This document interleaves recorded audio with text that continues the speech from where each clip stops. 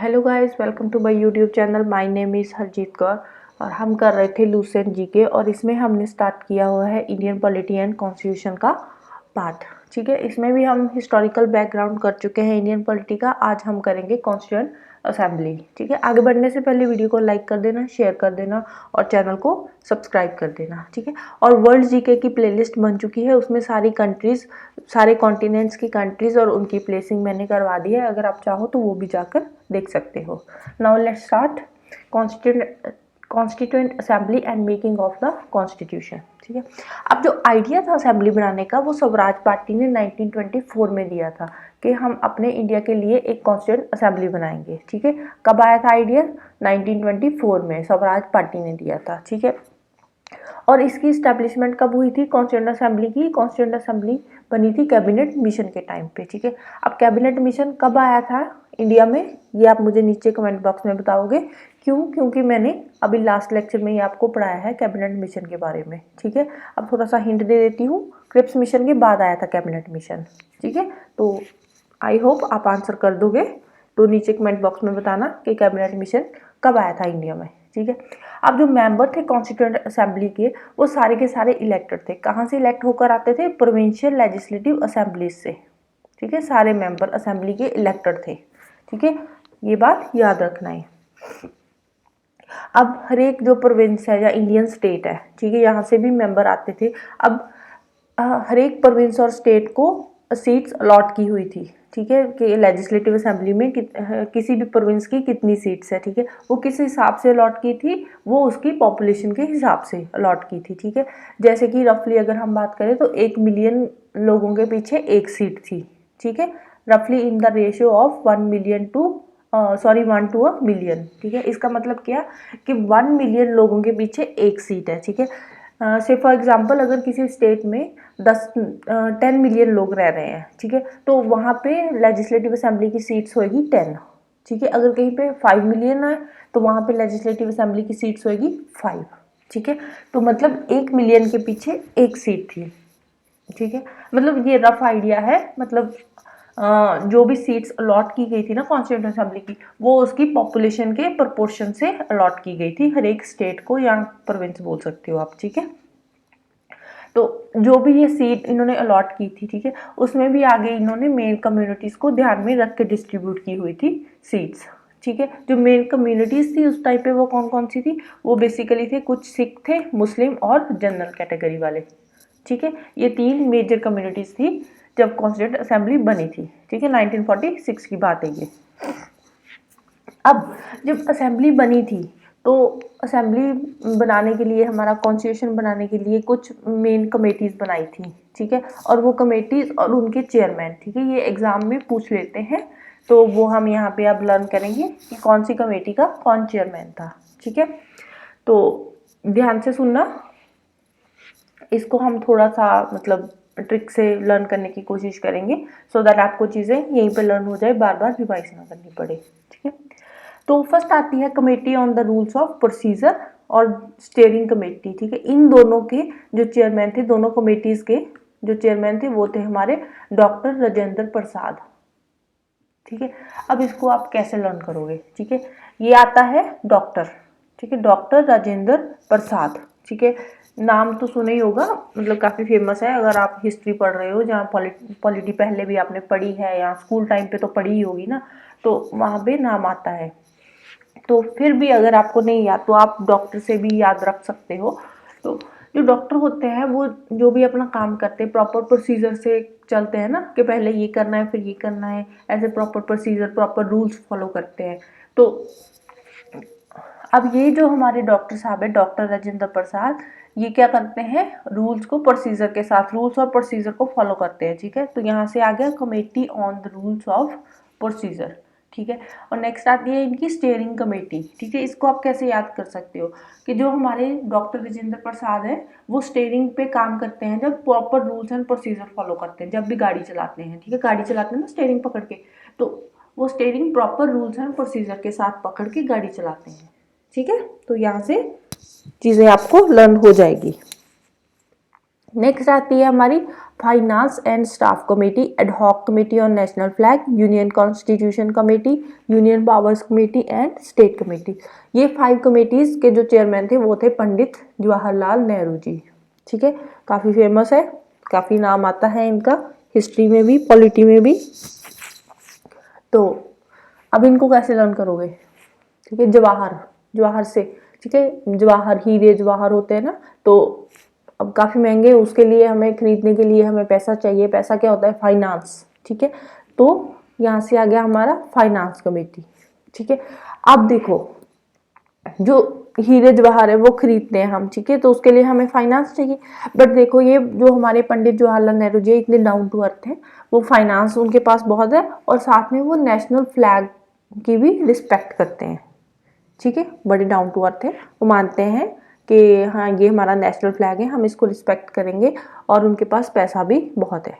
ठीक है, तो यहाँ से आपको कैसे याद हो जाएगा? Finance and staff committee, ad hoc committee on national flag. ठीक है, अब पीछे बची है ये 3, union constitution committee, union powers committee and state committee.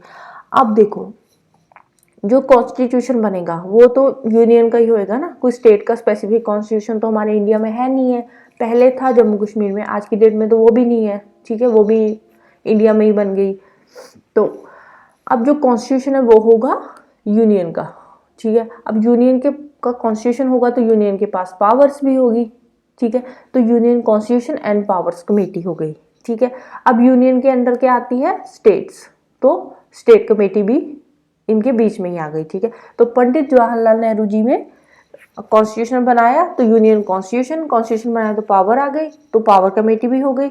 अब वो सारी पावर्स किसकी है? स्टेट्स की भी सारी पावर उनके अंडर आ गई, तो स्टेट्स कमेटी आ गई। ठीक है, ये 3 ऐसे लर्न कर सकते हो। ठीक है, एक तो हीरे जवाहर फाइनेंस वहां से हो गया, दूसरा नेशनल फ्लैग की रिस्पेक्ट करते हैं, जवाहरलाल नेहरू जी है हमारे, मतलब अपनी कंट्री को बहुत प्यार करते हैं, नेशनल फ्लैग को भी बहुत प्यार करते हैं, तो वहां से हो गया नेशनल फ्लैग। ठीक है, एडहॉक कमेटी और नेशनल फ्लैग। देन आ गई 3 committees, union constitution, power and state committee.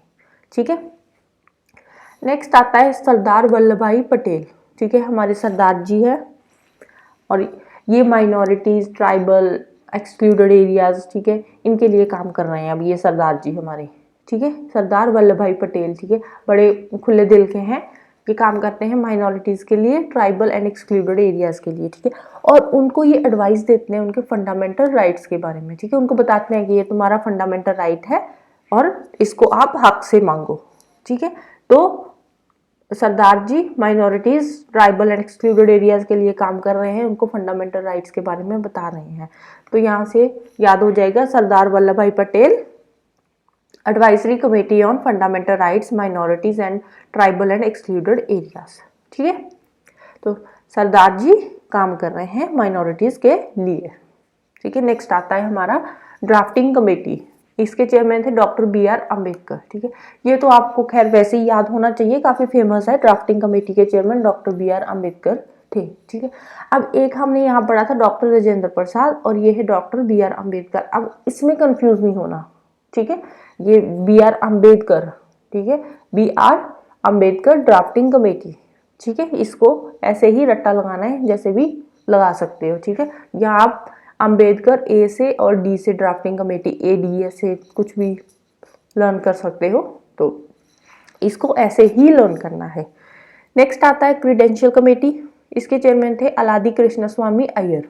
ठीक है, अब इसको कैसे लर्न करेंगे? ठीक है, क्रीडेंशियल कमेटी और कृष्ण स्वामी अय्यर। ठीक है, अब जो स्वामी जी है उनके पास क्रेडिट कार्ड नहीं है। देखो स्वामी जी बहुत बड़े स्वामी जी हैं और फिर भी उनके पास क्रेडिट कार्ड नहीं है, तो क्रेडिट से आप याद कर सकते हो क्रीडेंशियल कमेटी, और स्वामी से कृष्ण स्वामी अय्यर। ठीक है, या आप ऐसे भी याद कर सकते हो, अलादी A से शुरू हो रहा है ना नाम, अलादी कृष्ण स्वामी अय्यर, और ये है C से क्रीडेंशियल कमेटी, तो AC।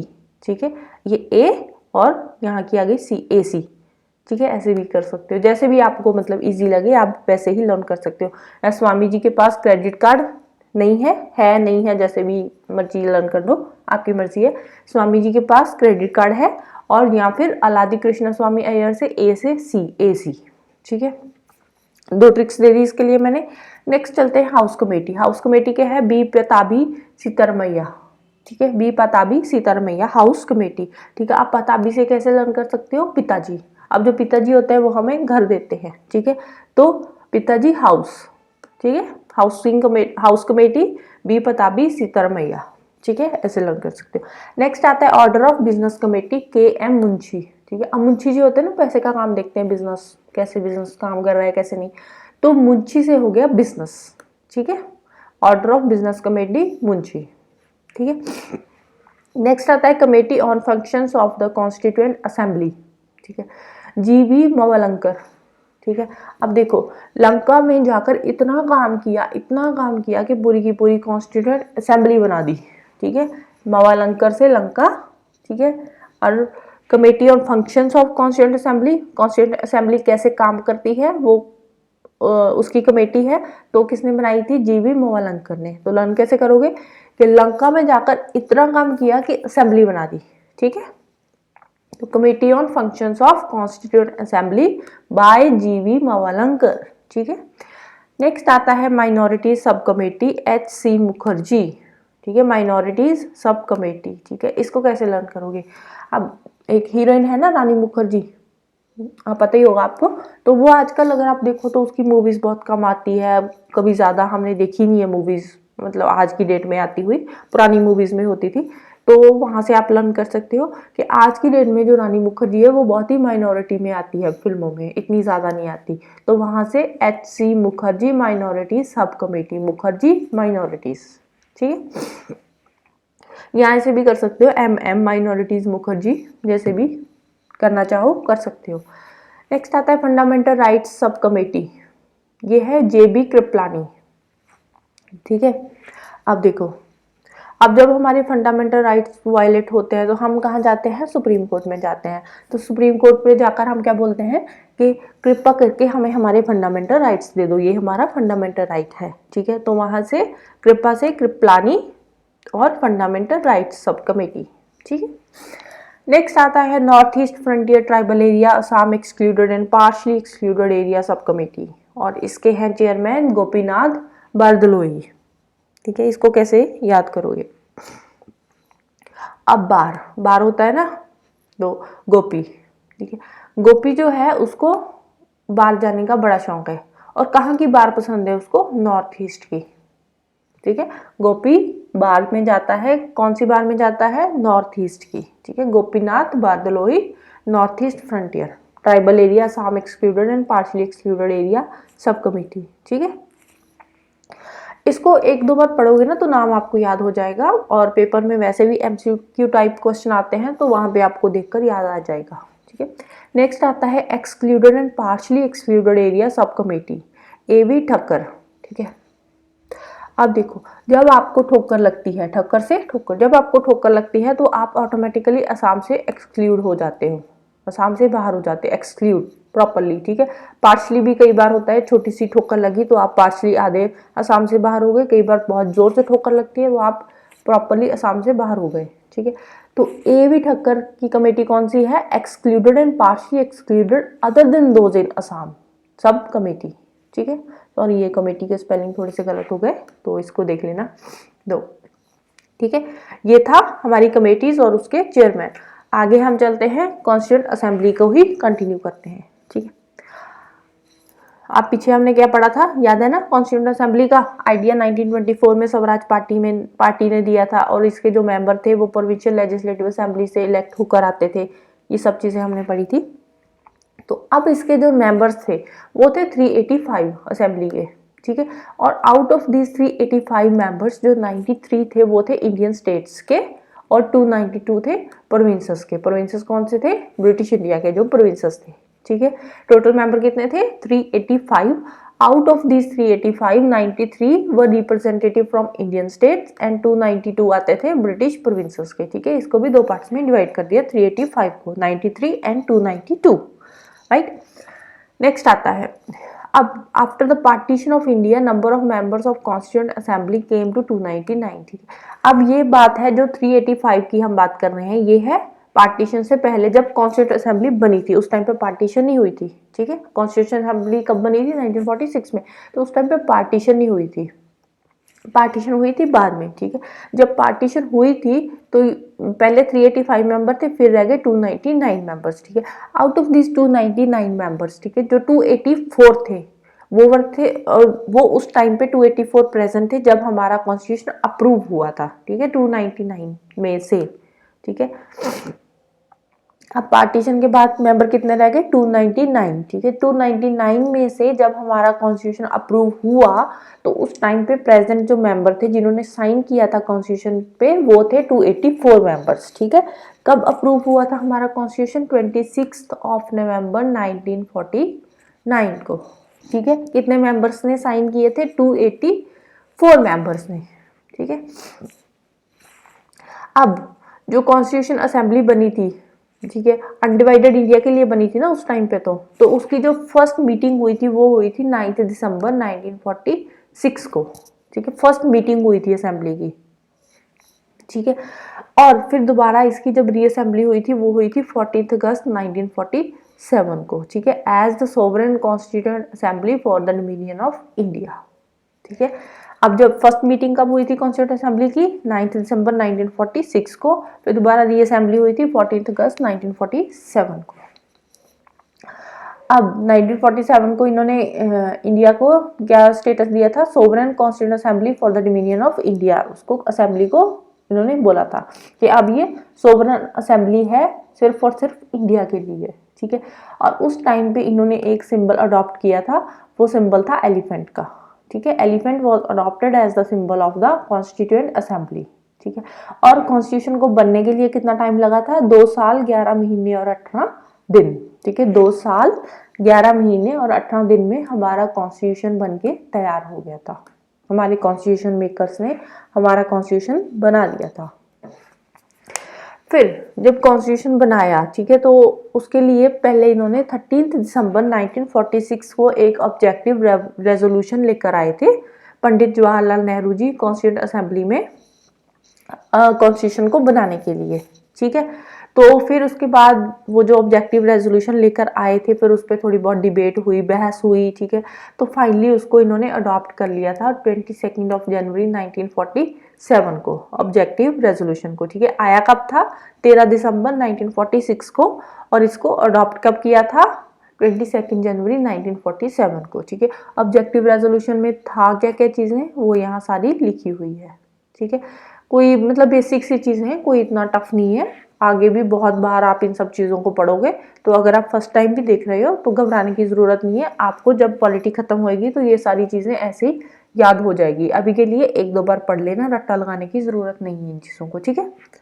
तो क्या था objective resolution? To foster unity of the nation and to ensure its economic and political security, to have a written constitution and to proclaim India as a sovereign democratic republic, ठीक है।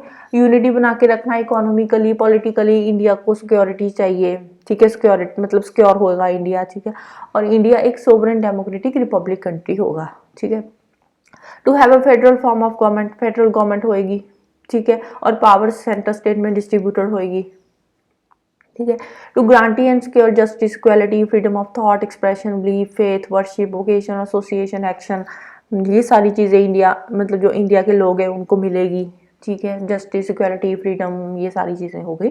To provide adequate safeguards for minorities, minorities को properly safeguards मिलेंगे, ठीक है। Backward, tribal areas, depressed classes, सबको proper safeguards दिए जाएंगे। To maintain integrity of the territory of republic, मतलब प्रॉपर इंटीग्रिटी मतलब मान सम्मान देश का, हमारी कंट्री का होगा। हमारे पूरे सॉवरेन राइट्स हो गए इंडिया की, लैंड पे, सी पे, एयर पे, according to the law of civilised nation, ठीक है। जैसे बाकी नेशंस के सोवरेन राइट्स होते हैं वहाँ की लैंड पे, सी पे, एयर पे, वैसे ही इंडिया के भी इंडिया की लैंड पे, सी पे, एयर पे प्रॉपर राइट्स होंगे सारे के सारे, ठीक है।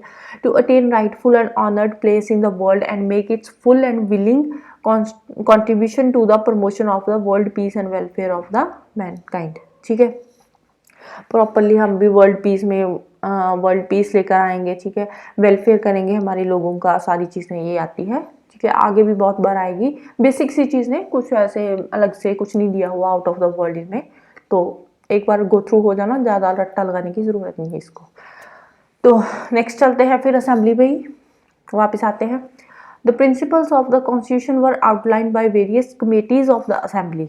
ठीक है, अब हमने कमेटीज पढ़ चुके हैं ना, तो इसके अलग अलग प्रिंसिपल्स दिए सारी कमेटीज ने अपने अपने हिसाब से। ठीक है, और जो भी उन्होंने अपनी रिपोर्ट्स दी सारी कमेटीज ने। ठीक है, फिर उन रिपोर्ट्स पे जनरल डिस्कशन चली असेंबली में। ठीक है, सारी रिपोर्ट्स असेंबली में सबमिट कर दी कमेटीज ने, और उन रिपोर्ट्स पे फिर डिस्कशन हुई असेंबली में, और फिर उन्होंने एक ड्राफ्टिंग कमेटी बनाई।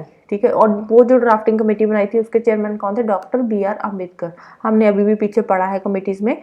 तो ड्राफ्टिंग कमेटी के चेयरमैन थे डॉक्टर B.R. अम्बेडकर। कब बनी थी ये कमेटी? 29 अगस्त 1947 में। ठीक है, अब क्यों बनाई थी इसमें ये ड्राफ्टिंग कमेटी? ये बनाई थी to scrutinize the draft of the text of the Constitution of India prepared by Constitutional Advisor B.N. Rao। अब B.N. राव ने एक कॉन्स्टिट्यूशन बनाया था, एक कॉन्स्टिट्यूशनल एडवाइजर थे हमारे B.N. राव। उन्होंने जो भी ड्राफ्ट बनाया था, ठीक है, उसको पढ़ना, उसको स्क्रूटनाइज किया और उसको फाइनल अप्रूवल दिया। ठीक है, किसने दिया? Doctor B.R. अम्बेडकर जी ने। और ड्राफ्टिंग कमेटी का ये काम था। ठीक है, उसके टेक्स्ट को पढ़ना, उसको समझना और उसको फिर स्क्रूटनाइज करना। ठीक है, ये काम था ड्राफ्टिंग कमेटी का। The drafting committee headed by doctor B.R. Ambedkar submitted a draft constitution of India to the president of assembly on Feb 21, 1948। ठीक है, अब ड्राफ्टिंग कमेटी ने अपनी रिपोर्ट सबमिट की। ठीक है, अब उन्होंने भी सारा पढ़ लिया ड्राफ्ट, जो भी टेक्स्ट था उसका। ठीक है, कॉन्स्टिट्यूशन का, इंडिया का जो कॉन्स्टिट्यूशन बनाया था उसके टेक्स्ट को पढ़ा, स्क्रूटिनाइज किया, समझा, और फिर अपनी एक फाइनल रिपोर्ट सबमिट की। किसको सबमिट की थी? असेंबली के प्रेसिडेंट को। कब की थी? 21 फरवरी 1948 को। ठीक है, अब ड्राफ्टिंग कमेटी थी। अब एक ही बंदा तो काम करेगा नहीं ड्राफ्टिंग कमेटी में। ठीक है, अब ड्राफ्टिंग कमेटी में बहुत सारे मेंबर्स थे। ठीक है, और जो चेयरमैन थे वो थे डॉक्टर B.R. अम्बेडकर। ठीक है, और ड्राफ्टिंग कमेटी के मेंबर्स कौन कौन से थे? वो थे N. Gopal Swami Ayyangar, Alladi Krishna Swami Iyer, doctor K.M. Munshi, Syed Mohammad Saadulla, B.L. Mitra, और B.L. मित्र को बाद में रिप्लेस करके उसकी जगह पे आ गए थे N. माधव राव और डॉक्टर D.R. खेतान। और डॉक्टर D.R. खेतान की डेथ हो गई थी 1948 में, तो उसकी जगह पे आ गए थे T.D. कृष्णमचारी। ठीक है, ये थे हमारी ड्राफ्टिंग कमेटी के मेंबर्स। ठीक है, फिर अब देखो ड्राफ्ट बन गया हमारा कॉन्स्टिट्यूशन। ठीक है, बन के तैयार हो गया और उसको पढ़ भी लिया, स्क्रूटनाइज कर लिया, ड्राफ्ट बना लिया। फिर गया प्रेसिडेंट के पास सेकेंडली। ठीक है, पहले यहाँ पे ड्राफ्ट को स्क्रूटनाइज किया, अच्छे से पढ़ा उसको। ठीक है, और फिर उसको प्रेसिडेंट को भेजा। और देन आती है थर्ड स्टेज, जिसको बोलते हैं final reading of the draft. ठीक है, थर्ड पे फिर वो जो थर्ड स्टेज थी, फाइनल रीडिंग थी, वो 26 नवंबर 1949 को खत्म हो चुकी थी। ठीक है, 26 नवंबर 1949 को थर्ड रीडिंग कंप्लीट करके हमारा कॉन्स्टिट्यूशन बन के तैयार हो गया। ठीक है, और उसी डेट पे जो असेंबली के प्रेसिडेंट थे उन्होंने भी फाइनली उस पर सिग्नेचर कर दिए। ठीक है, असेंबली के प्रेसिडेंट ने, और उसको इंडिया का कॉन्स्टिट्यूशन एज मतलब पास कर दिया उन्होंने। ठीक है, उन्होंने मतलब ऑफिशियली डिक्लेयर कर दिया कि जो हमारा कॉन्स्टिट्यूशन है वो पास हो चुका है असेंबली में। ठीक है, तो जो भी इसके प्रोविजंस थे कॉन्स्टिट्यूशन में हमारे रिलेटेड टू द सिटीजनशिप हो गया, इलेक्शंस हो गया, प्रोविजनल पार्लियामेंट, जो भी थे सारे के सारे 26 नवंबर 1949 से इम्प्लीमेंट कर दिए गए। ठीक है, और जो बाकी के कुछ प्रोविजंस थे वो हुए थे हमारे 26 जनवरी 1950 से लागू हुए थे। ठीक है, मोस्टली जो प्रोविजंस थे वो 26 नवंबर 1949 को ही इम्प्लीमेंट हो गए थे, और बाकी के जो रहते थे वो 26 जनवरी 1950 को इम्प्लीमेंट कर दिए। ठीक है, तो अब एक और इम्पॉर्टेंट इंफॉर्मेशन एंड पे ये दे रखी है 26 नवंबर। ठीक है, इसको क्या मानते हैं हम? Constitution day. ठीक है, गवर्नमेंट ऑफ इंडिया ने इस 26 नवंबर को कॉन्स्टिट्यूशन डे सेलिब्रेट करना शुरू कर दिया है। कब से किया है? 26 नवंबर 2015 से। ठीक है, क्यों? क्योंकि इस दिन डॉक्टर B.R. अम्बेडकर जी की 125th बर्थ एनिवर्सरी थी। ठीक है, तो इससे रिलेटेड क्वेश्चन बन सकता है कि कॉन्स्टिट्यूशन डे कब होता है? 26 नवंबर को होता है। क्यों मनाया जाता है? क्योंकि इस दिन डॉक्टर B.R. अम्बेडकर जी की बर्थ एनिवर्सरी होती थी। ठीक है, कब से मनाया जाता है? 2015 से मनाया जाता है। ठीक है। क्यों 2015 से? क्योंकि उस टाइम पे 125th बर्थ एनिवर्सरी थी डॉक्टर BR अम्बेडकर जी की। ठीक है, this is the end of this lecture. I hope आपको चीज़ें समझ आ रही होगी। इन केस आपको कोई डाउट है तो आप मुझे नीचे कमेंट बॉक्स में पूछ सकते हो। So thank you, bye bye, have a nice day.